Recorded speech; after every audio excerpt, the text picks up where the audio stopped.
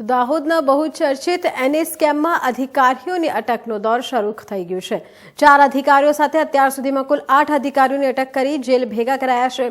આટલું મોટું સ્કેન્ડલ કોઈક પણ સંજોગોમાં અધિકારીઓની સંડોવણી વગર થતા નથી। આ બધી બાબતે પોલીસ દ્વારા ઝીણવટભરી તપાસ કરતા પૂછપરછ કરતા 4 સરકારી કર્મચારીઓએ 112 સર્વે નંબર જેમાં ટીડીઓ કચેરી દ્વારા કરાયેલા હુકમોની ચકાસણી કરતા અધિકારીઓએ પોતાની સત્તાના દુરુપયોગ કરી એનએના ખોટા હુકમો તેમજ ઓર્ડર ઉપર પોતાને ચાર્જમાં ના હોવા છતાં અમુક બેકડેટ ઓર્ડર કરી અને અનોખું ગુનાહિત કૃત્ય આચર્યું છે।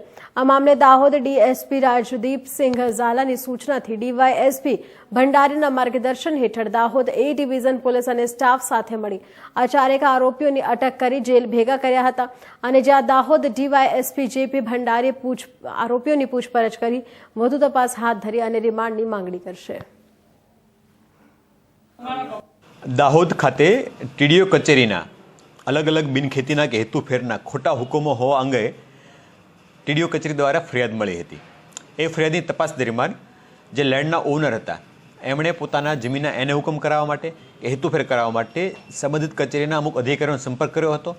પોતાની સત્તા મર્યાદા બહાર કે પોતાના ટેન્યુઅર પૂરા થયા બાદ બેકડેટની અંદર કે ખોટી રીતે નિયમોનું પાલન કર્યા વગર કે જરૂરી પેપરવર્ક કર્યા વગર અમુક હુકમો થયા હતા। એ તમામ બાબતો ધ્યાનમાં આવતા ઊંડાણપૂર્વક તપાસ કરતા ટીડીઓ કચેરીમાં જે તે સમયે કામ કરતા incharge TDO DK Sangada, incharge TDO CM Baria, incharge એ ટીડીઓ પીએસ આંબલિયાર અને જે તે સમયના સર્કલ અધિકારી તાવિયાડ આ 4 લોકોની પ્રાઇમરી એવિડન્સના આધારે હાલમાં ધરપકડ કરી છે અને એમની રિમાન્ડની પ્રક્રિયા હાલમાં ચાલુમાં છે।